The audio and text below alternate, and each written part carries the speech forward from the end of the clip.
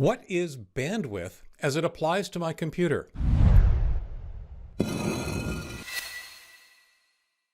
Bandwidth is a term you hear frequently. It has to do, of course, with the speed of your computer. Its origins, however, actually date back much, much further and, in a way, don't really relate to that at all.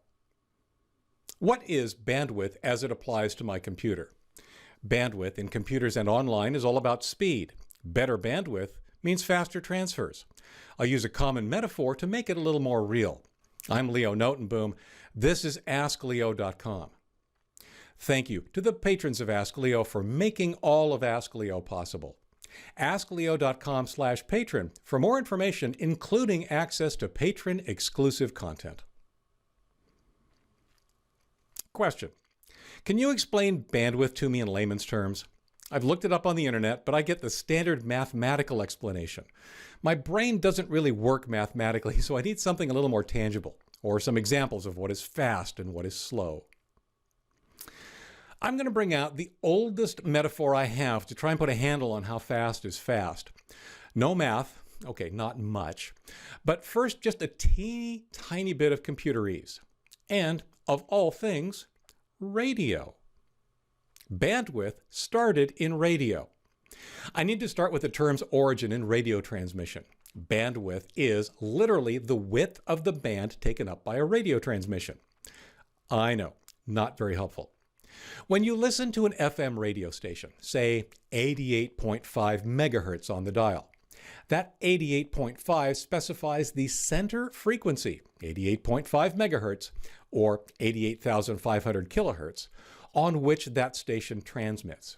In reality, that station has been allocated approximately 150 kilohertz of band width, meaning that it transmits in the range between 88,425 and 88,575 kilohertz.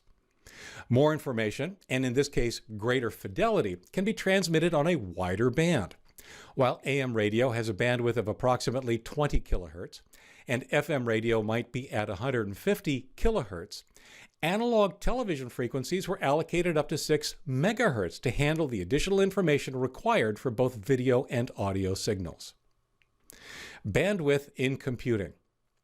Almost none of that applies to the way we use the term bandwidth when it comes to computing, except for the concept that greater bandwidth allows for more information to be transferred. When it comes to our use here, bandwidth is simply the speed at which data is transferred, or more commonly, the maximum speed or capacity of a data connection. Speed is usually measured in bits per second. kbps, kilobits, or 1,000 bits per second. mbps, megabits, or 1 million bits per second. gbps, gigabits, or 1 billion bits per second. TBPS, terabits, or 1 trillion bits per second. 1 bit, 8 bits, and text. You probably know that a bit is a single thing that can be either 0 or 1. Nothing more, nothing less.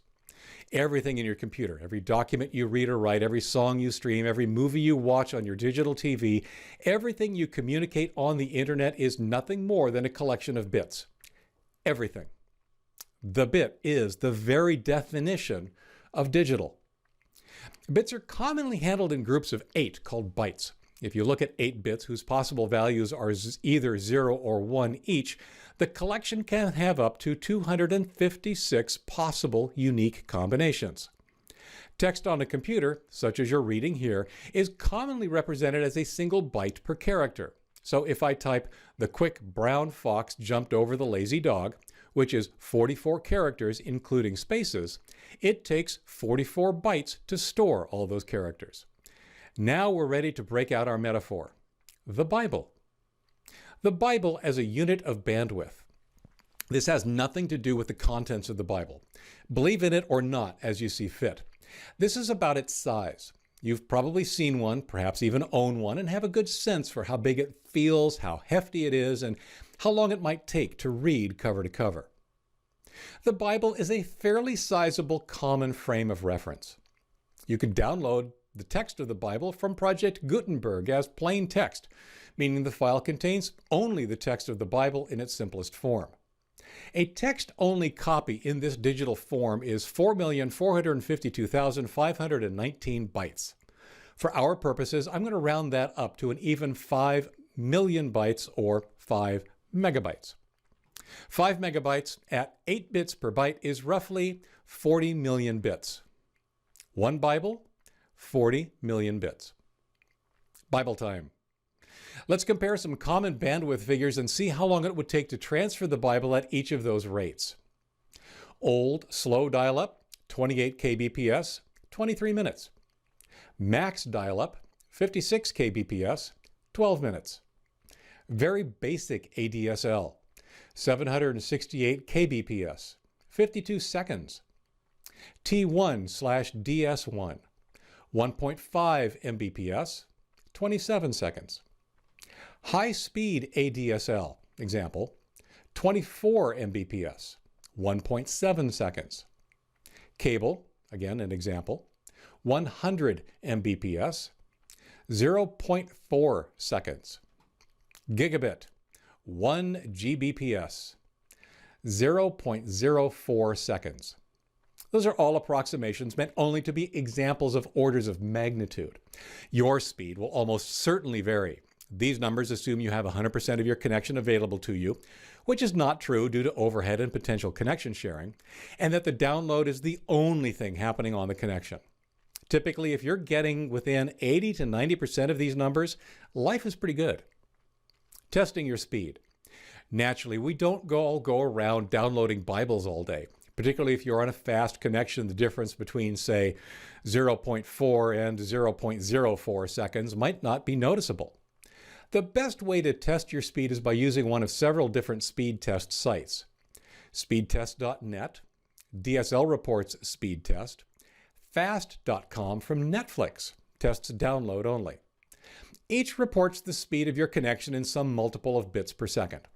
Remember that any other device using your internet connection while you run the test will impact your results.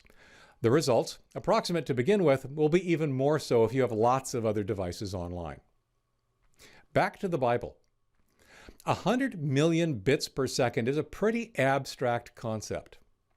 That this is the equivalent of downloading 150 copies of the Bible in 1 minute, hopefully, makes it more real. For links related to this article or to leave a comment, visit askleo.com/106619. I'm Leo Notenboom. This is askleo.com. Thanks for watching.